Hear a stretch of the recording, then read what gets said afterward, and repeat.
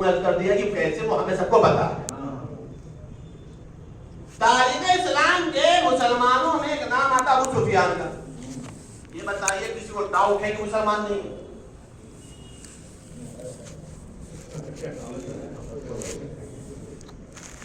دیکھیے قسم سے ریسرچ والی مریض پڑھ رہے ہیں اور کریے گا اطمینان سے پڑھ رہے ہیں. تاریخ اسلام کا مسلمان ہے ابو سفیان. مجھے عالم اسلام کو پتا ہے مسلمان. ان کے لیے لکھا بھی ہے کہ وہ مکہ کے موقع پر مسلمان ہوئے. یہ بھی پتا ہے رسول اللہ نے ان کے سامنے کلمہ پڑھا تھا. یہ بھی پتا ہے کہ جب رسالت مآب فاتح مکہ بن کر کے مکے میں داخل ہوئے تھے تو رسالت مآب کے چچا سے کہا تھا وہ دیکھو تمہارے بھتیجے کی حکومت کتنی بڑی ہے. تو چچا نے پلٹ کر کے کہا تھا یہ حکومت نہیں ہے یہ رسالت ہے. یہ ہے ابو سفیان. تاریخ اسلام کے دوسرے مسلمان ہیں انہی کے بیٹے پتر معاویہ ابن ابو سفیان. اسے ڈاؤٹ ہے مسلمان نہیں ہے.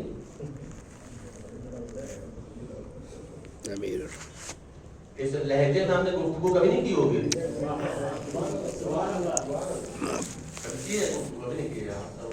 آپ کو گواہ ہوں. ابو سفیان ہے مسلمان کسی کو ڈاؤٹ نہیں. معاویہ ہے مسلمان معاویہ بن ابو سفیان. اس سے آگے تاریخ اسلام ایک تیسرا بھی مسلمان ہے اس سے بھی پکا مسلمان یزید ابن ابو سفیان. چلیے تین ہی میں بات مکمل کر لیتے ہیں. ابو سفیان بھی مسلمان, معاویہ ابن ابو سفیان بھی مسلمان, یزید ابن معاویہ ابن ابو سفیان یہ بھی مسلمان. عزیزان گرامی یہ تین ہو گئے مسلمان. اب کمال کی بات سنیے, ابو سفیان ہے جو رسول اللہ کے مقابلے میں آئے. ارے پیاس کر رہا ہوں میں, مسلمان ہے پیاس کر رہا ہوں. ابو سفیان ہے مسلمان رسول اللہ کے مقابلے میں. معاویہ ابن ابو سفیان ہے مسلمان علی کے مقابلے میں. یزید ابن معاویہ ابن ابو سفیان ہے مسلمان حسین ابن علی کے مقابلے میں آئے.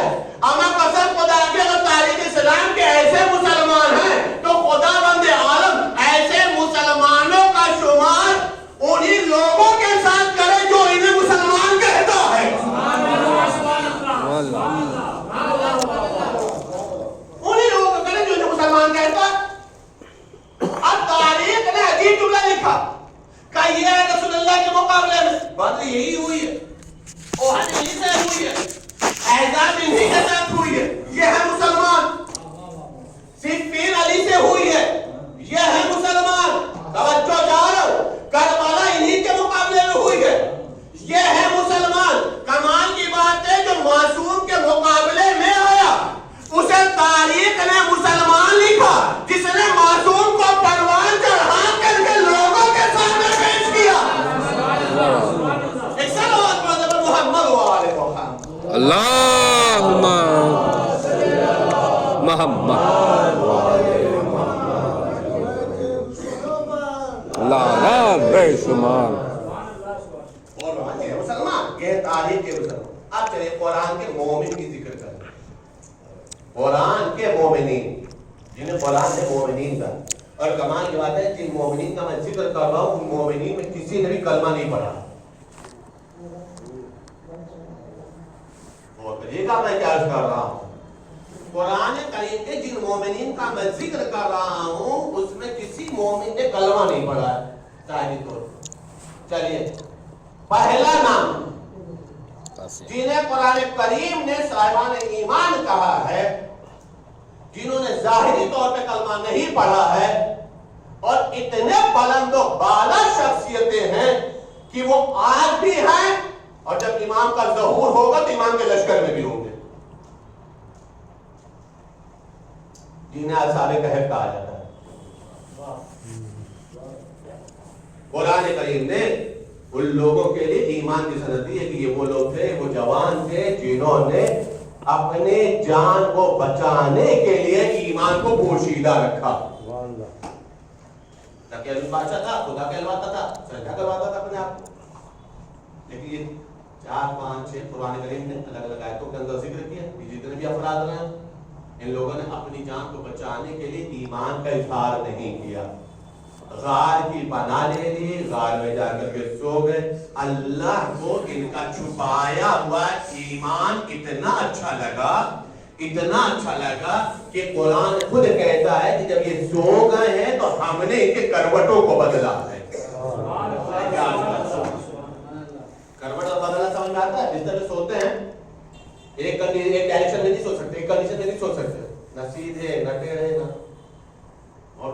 لیفٹ نہ رائٹ، بدلتا ہی رہتا آدمی کروٹ.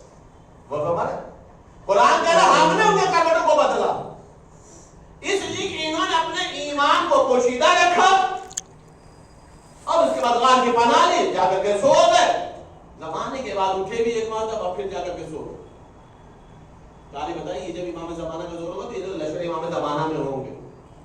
ایمان کا اظہار نہیں کیا، ایمان کو پوشیدہ رکھا. پوشیدہ ایمان بھی اللہ کو اتنا اچھا لگا جب کہ ان کو اپنی جان بچانی تھی تو اللہ نے ان کی تعریف میں پورا سورہ نازل کر دیا جسے سورہ کہف کہا گیا. قرآن کے مومن سمجھ میں. چلیے دوسرا مومن کا ذکر کرتا ہوں قرآن کریم کا.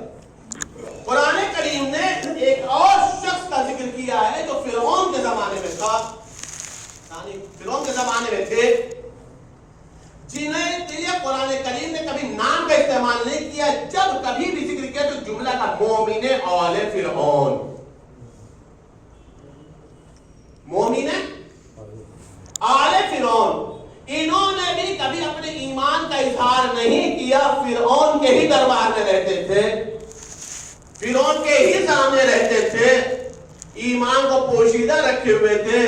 اللہ نے بارہا قرآن کریم میں ذکر کیا، بار بار یہ جملہ کا یہ مومن آل فرعون ہے، مومن آل فرعون ہے. اللہ نے ان کی تعریف کیوں کی؟ کہ اس لیے کہ فرعون کے دربار میں جب موسیٰ کے قتل کا انتظام کیا جا رہا تھا تو یہ موسیٰ کو بچانے کی کوشش کر رہے تھے. ہمارا نہیں پہنچ گئے بات؟ موسیٰ کے بچانے کی تدبیر کر رہے تھے تو اللہ نے انہیں مومن آل فرعون کہا جبکہ انہوں نے نہ کلمہ پڑھا، نہ اظہار ایمان کیا، نہ اظہار اسلام کیا. 2 ہو گئے. تیسرا سنیا، اسی فرعون کے دربار میں فرعون کی ہمسر ہے جناب آسیہ، جنہوں نے اپنے ایمان کو ظاہر نہیں کیا، ایمان کو پوشیدہ رکھا، موسیٰ کی کفالت کرتی رہی، موسیٰ کی پرورش کرتی رہی، موسیٰ کو پروان چڑھاتی رہی. راز تو بہت بعد میں کھلا جب موسیٰ پروان چڑھ کر کے پیغمبری کو کھلے عام اعلان کرنے لگے، کھلی تبلیغ کرنے لگے. عزیزان گرامی اس وقت تک آسیہ تقیہ میں رہی، ایمان کا اظہار نہیں کیا. عزیزان گرامی اللہ نے آسیہ کی تعریف اس انداز میں کی کہ ان کو اللہ نے مومنین کے لیے مثال بنا دیا. نہ آسیہ نے اظہار ایمان کیا، نہ مومن آل فرعون نے اظہار ایمان کیا، نہ اصحاب کہف نے اظہار ایمان کیا، لیکن تینوں کے تینوں مومن، تینوں کا ایمان اتنا اچھا لگا کہ انہیں مومن آل فرعون کہا گیا. اللہ نے جناب آسیہ کو بھی عطا کیا. تعریف بتایا اصحاب کہف کی بھی تعریف کے لیے سورہ کہف نازل کر دیا. ہم نے کہا میرے معبود انہوں نے اظہار ایمان تو کیا نہیں ہے، انہوں نے کلمہ تو ظاہر طور پہ کیا، پڑھا نہیں ہے، پھر بھی تو ان کی تعریف کرا. کسی تعریف ہی نہیں کر رہا ہوں، ان کا کردار دیکھو، ان کی قربانیاں دیکھو، یہ تقیہ میں ہے، اظہار ایمان نہیں کر رہی ہیں، پھر بھی نبی کی پرورش کر رہی ہیں. توجہ چاہ رہا ہوں، پھر بھی نبی کی پرورش کر رہی ہیں. وہ اظہار ایمان نہیں کر رہے ہیں لیکن اپنے ایمان کو بچا رہے ہیں. مومن آل فرعون ہیں، اپنی اظہار ایمان نہیں کر رہے لیکن نبی کو بچا رہے ہیں. عزیزان گرامی اس کا مطلب یہ ہے اللہ کی نگاہ میں ہر وہ شخص صاحب قدر بھی ہے، صاحب فضیلت بھی ہے، صاحب عظمت بھی ہے جو ایمان کو پوشیدہ رکھ کر کے یا تو اپنے کو بچا لے یا نبوت کو بچا لے. عزیزان گرامی سوچنے والی بات ہے اللہ کی نگاہ میں جب مومن آل فرعون کی یہ اہمیت ہے، آسیہ کی یہ اہمیت ہے، اصحاب کہف کی اہمیت یہ ہے، تو اللہ کی نگاہ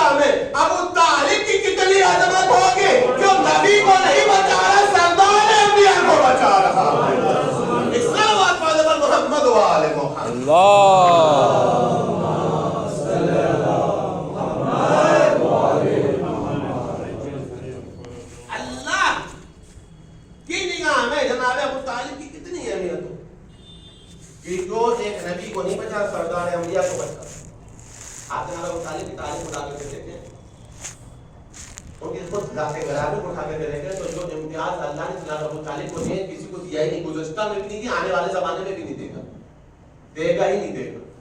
چلے کہ دوسرا کوئی ابو طالب ہی نہیں، دوسرا ابو طالب وہ کرے گا. کا کیا امتیاز ملا؟ کا پہلا امتیاز وہ کرے گا جناب ابو طالب اکیلی ذات ہے جس کی آغوش کے پروردہ کو نبی اور علی کہتے ہیں، جس کو پروان چڑھا کر کے قوم کے سامنے پیش کر دے اسے نبی کہتے ہیں، اسے علی کہتے ہیں. دوسرا امتیاز یہ ہے، توجہ چاہ رہا ہوں، آپ جناب ابو طالب کے بچوں کا نام یاد ہے؟ سب کو یاد ہے؟ طالب، عقیل، جعفر، علی، 4 بیٹے، ایک ام ہانی بیٹی، 5. یہ جناب ابو طالب. آپ قسم خدا نے غور کریے اس زمانے میں یہ جو نام رکھا گیا ہے کسی معجزے سے کم ہے کیا؟ اس زمانے میں جو یہ نام رکھا گیا ہے طالب، عقیل، جعفر طیار، ام ہانی، مولا علی کا نام کسی معجزے سے کم ہے کیا؟ کیوں؟ کہا اس زمانے میں ابو ہریرہ جیسے نام ملتے تھے، معاویہ جیسے نام ملتے تھے. جاکے دیکھیں تو تاریخ ہے نا یہ تو. اما سوچنے والی بات ہے جہاں بے نام ملتے ہوں وہاں ایسا نام مل جائے کہ جو عقیل ہو وہ نصاب عرب کہلائے، جو جعفر ہو وہ طیار کہلائے، اور جو علی ہو وہ حیدر کرار کہلائے. ایک صلوات پڑھ دیں محمد وعلى صلی اللہ محمد وعلى محمد. ہم اس زمانے کے نام کو اگر آپ دیکھیں تو نام کے برابر لوگ نظر نہیں آتے. نام بھی ایسے دیکھتے کے نام ڈکشنری اگر اس زمانے میں لوگ دیکھے ہوتے تو نام نہ رکھے ہوتے. اس کی فرصت بھی نہیں تھی ڈکشنری پڑھے گا بہت طریقہ. تو یہ نام کی بات ہے. تیسری فضیلت کون ہے؟ پہلا نبی اور علی، جس کو پروان چڑھایا وہ نبی اور علی. دوسری فضیلت نام ایسے جو صاحب کمال، صاحب عظمت، جس پہ فخر کیا ہے. حدیث میں بھی ہے اپنے بچوں کا نام ایسا رکھو کہ جو سر اٹھانے کا سبب بنے، شرمندگی کا سبب نہ بنے. اسی لیے میں نے اکثر کبھی کبھی مجلس یا خطبہ جمعہ میں بھی عرض کیا کہ نک نیم گھڑی تک رکھنا.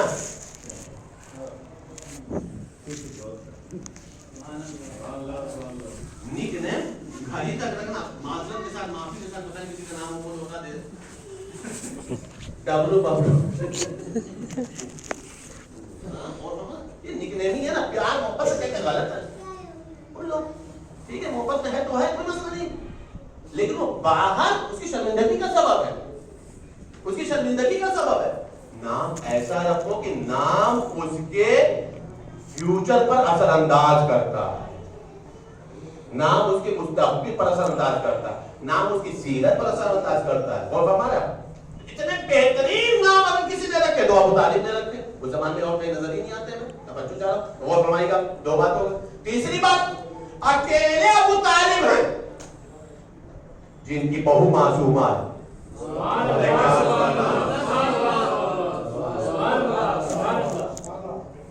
عظمت ابو طالب سمجھا رہا ہوں، فضیلت بتاؤ کہ زمانے میں اللہ نے عطا فرمایا ہے. اکیلے ابو طالب ہیں کہ جن کی بہو معصومہ ہے. باقی کسی کی بہو معصومہ نہیں ہے. اللہ نے مریم کو معصومہ بنایا ہے لیکن بہو کسی کی نہیں بنایا. اور ہمارا یہ امتیاز اللہ نے کسی کو دیا ہی نہیں سوائے ابو طالب کو. اللہ نے نبیوں کے سلبوں میں نبی رکھا ہے، لیکن 1 نبی آئے، 2 نبی آئے، 3 نبی آئے، اس کے بعد دوسری تفصیل میں چلی گئی ہے. اللہ نے اسحاق کو نبی بنائے، یعقوب کو نبی بنائے، یوسف کو بنائے، 3 ہوئے، چوتھا پھر کہیں اور چلا گیا. یوسف کا بیٹا نبی نہیں ہے. اللہ نے یہ امتیاز اکیلے ابو طالب کو دیا کہ ذریت میں امامت عطا فرما دیا. یہ ہے ابو طالب کے امتیازات. کون سمجھ سکے ابو طالب کیا؟ اکیلے ابو طالب ہے کہ جن کی حرم کو اللہ نے اپنا حرم دیا. کیا کہتا ہوں میں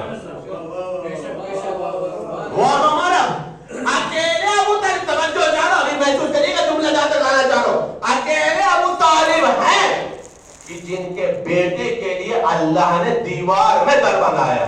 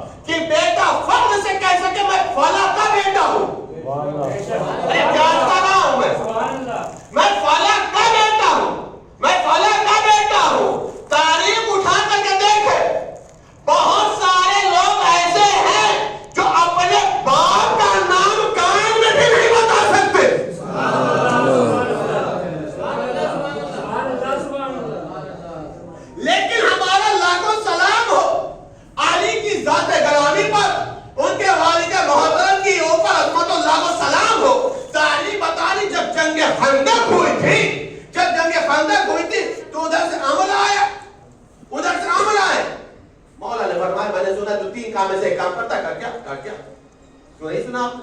کیا کام کر اسلام کیا واپس چلا کیا کیوں کیا اگر ہم واپس چلیں گے تو عورتیں ہنسیں گی. کافر کو پتا تھا کہ میدان سے بھاگیں گے تو عورتیں ہنسیں گی.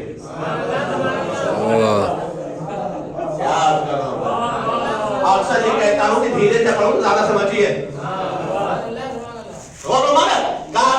کافر نہیں کلے کفر کو پتا ہے، کلے کفر کو پتا ہے کہ میدان سے واپس گئے بغیر جنگ کے تو عورتیں ہنسیں گی.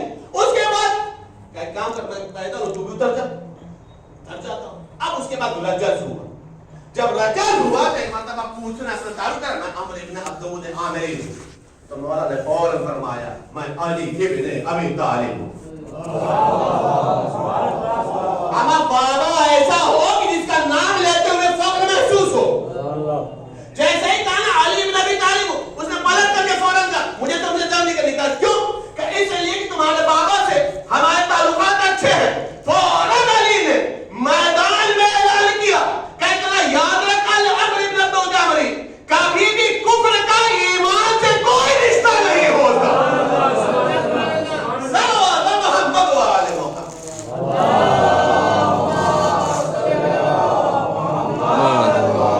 محمد غازل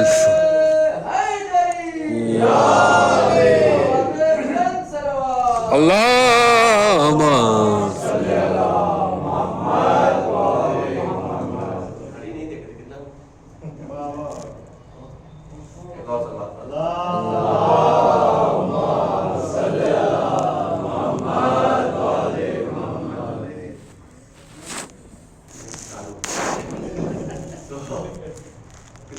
وآل محمد. تو یہ جناب ابو طالب ہے. اللہ نے یہ امتیازات عطا فرمائے. یہ امتیازات اور تمام فرما دیتے. ابو طالب ذات گرامی کا نام ہے. یہ اللہ نے ان سے کچھ وعدے کیے. ابو طالب کو وعدے مت پوچھیے گا، تاریخ سے نتیجہ نکال کر کے میں وعدہ پیش کر رہا ہوں. کیا وعدہ کیا؟ کہ دیکھو ابو طالب میرے حبیب کا نکاح آپ پڑھ دیجیے گا.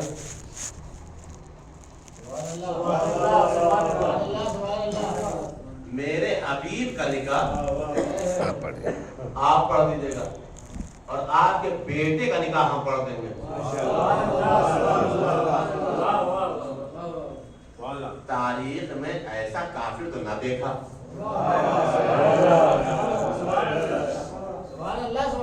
ایسا کافر تو ہم نے تاریخ میں دیکھا ہی نہیں بھائی کہ جہاں پر بیٹے کا نکاح اللہ پڑھے. اچھا صرف نکاح ہی نہیں پڑھا ہے، رشتہ بھی وہی دیے.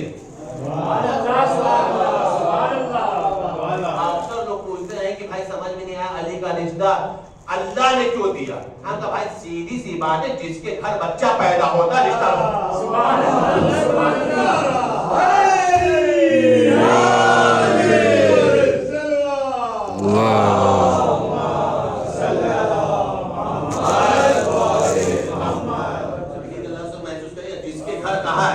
نہیں کہا ہے.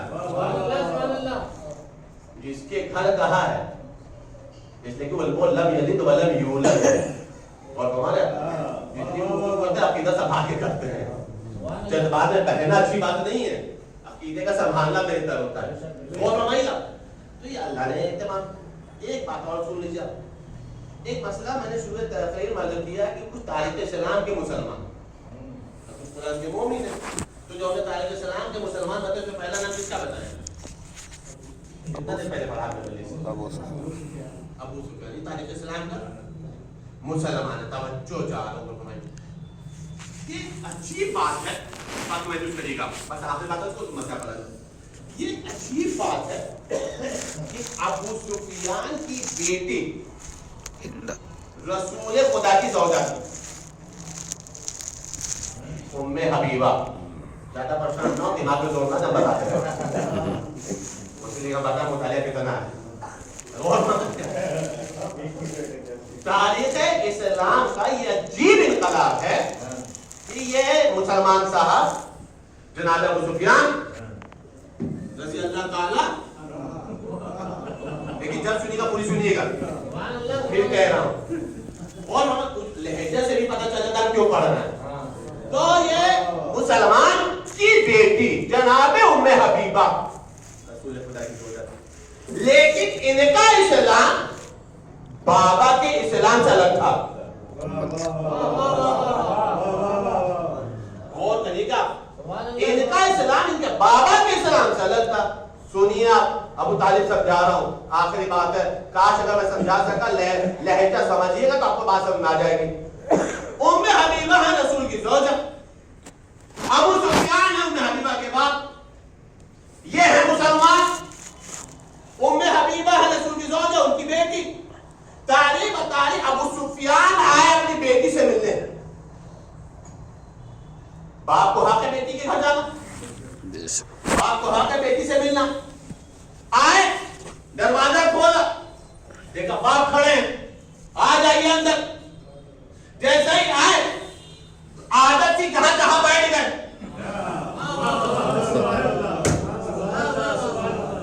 عادت تھی جہاں جہاں بیٹھ گئے. فوراً چاہا کہ بستر میں بیٹھے، کہا کھڑے رہیے. کہا کیوں؟ کہا یہ رسول اللہ کا بستر ہے. تاریخ ہے مسلمان، تاریخ بتاریخ فوراً رک جا رہے. کہا کیوں؟ کہا یہ رسول اللہ کا بستر. اور یہ کہہ کر کے بستر سمیٹ دیا. جب بستر سمیٹے کہا بیٹھو. فوراً کہا بیٹی میں تمہارا باپ ہوں. کہ آپ ہمارے باپ ہیں، یہ رسول کا بستر ہے.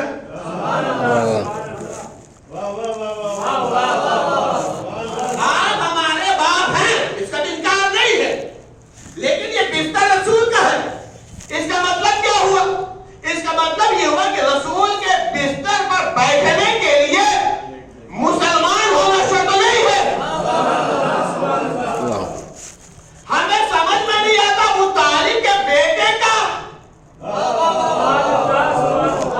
کہ وہاں بیٹھنے کا مسئلہ نہیں، حکم پروردگار لیتا ہے کہ جو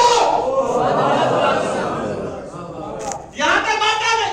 اس کا مطلب یہ جملے کی قدر کرے گا، بات کاش کرے ہو میں سمجھا سکوں. اس کا مطلب یہ ہے ام حبیبہ سمجھ رہی ہے، توجہ چاہ رہا ہوں. ابو سفیان سمجھے یا نہ سمجھے ہمیں کوئی مطلب نہیں، لیکن ام حبیبہ اس بات کو سمجھ رہی تھی کہ رسول اللہ کا بستر ہے، یہاں پر ہر کوئی نہیں بیٹھ سکتا. کہا کیوں؟ کہا رسول کا بستر ہے، رسول کا بستر ہے، رسول کا بستر ہے. عزیزان گرامی، جو رسول کے بستر پر ابو سفیان جیسا مسلمان بیٹھ نہیں سکتا، ہمیں سمجھ میں نہیں آتا وہ آغوش کتنی پاکیزہ ہوگی جس میں خود رسول اللہ فرمان چل رہا تھا. الصلاۃ علی محمد و آل محمد.